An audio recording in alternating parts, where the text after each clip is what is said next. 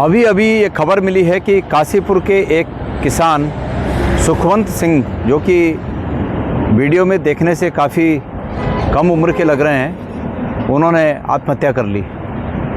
आत्महत्या के साथ साथ उन्होंने ये भी अपने वीडियो में सूचित किया कि उनकी पत्नी और उनके बेटे ने भी आत्महत्या की है। लेकिन तटस्थ खबरों से ये पता चला है कि उनका बेटा और पत्नी घायल हैं, लेकिन उनकी जान जा चुकी है। ऐसी भी खबर है सोशल मीडिया के माध्यम से कि पुलिस ने बॉडी रिकवर कर ली है।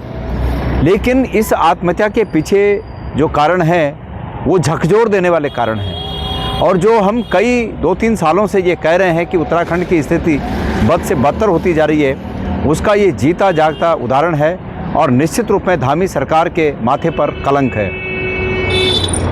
काशीपुर की पुलिस के माथे पर कलंक है, और इस प्रकार के कृत्यों में जो पुलिसकर्मी, जो पुलिस के अधिकारी संलिप्त रहते हैं, निश्चित रूप में सरकार को और उन पुलिस के अधिकारियों को सोचने की ये आवश्यकता है इस समय कि इस प्रकार की मौतों की तिजारत करके वो अगर अपने बाल बच्चों के लिए सुख और चैन खरीदना चाहते हैं तो परमेश्वर भी उन्हें सुखी नहीं रहने देगा। ताज़ा जो खबर है वो सुखवंत सिंह ने इसलिए आत्महत्या कर दी कि उनके साथ 4 करोड़ रुपए की धोखाधड़ी हुई, और वो धोखाधड़ी की शिकायत को लेकर जब पुलिस के पास गए तो पुलिस के जो थाने के इंचार्ज हैं उन्होंने और वहाँ के एसएसपी का नाम लेते हुए उन्होंने ये दोनों पर आरोप लगाए कि इन्होंने उल्टा उन लोगों से पैसे लेकर और इनको भी डरा धमका कर इनकी शिकायत पर कोई जांच नहीं की, कोई तवज्जो इनकी शिकायत को नहीं देगी, और बार बार कई बार जाने के बाद इनको प्रताड़ित करना, इनको तकलीफ़ देना, और जो दूसरा पक्ष था उसकी मदद करना, और इसके आधार पर ये निराश हो गए और इन्होंने जो है आत्महत्या कर ली। ये पूरी घटना उत्तराखंड सरकार के माथे पर कलंक है। जागिए सरकार, जागिए सरकार। पता नहीं कितनी पुश्तों के लिए आप लोग अपने बाल बच्चों के लिए धन इकट्ठा करने पर लगे हैं, लेकिन ये प्रदेश, और मैं समझता हूँ अगर परमात्मा है तो निश्चित रूप में आप लोगों को माफ़ नहीं करेगा।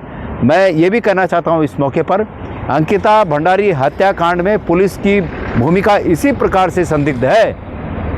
पुलिस ने सरकार का साथ दिया, पुलिस ने उस प्रकरण में भी बड़े लोगों का साथ दिया, पैसे वालों का साथ दिया, और जो दूसरा पक्ष था, जो प्रभावित पक्ष था, अंकिता के माता पिता, उनकी बातों को तवज्जो नहीं दी। ये उन्होंने भी कई बार कहा और अभी भी ये बात जग जाहिर होती जा रही है।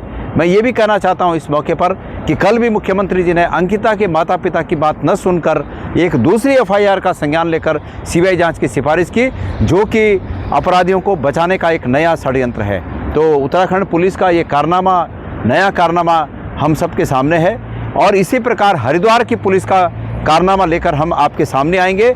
अगली मेरी मुठभेड़ हरिद्वार की पुलिस से होगी, हरिद्वार के एसएसपी से होगी और सबूतों के साथ होगी। ये भी मैं आप लोगों को बताना चाहता हूँ।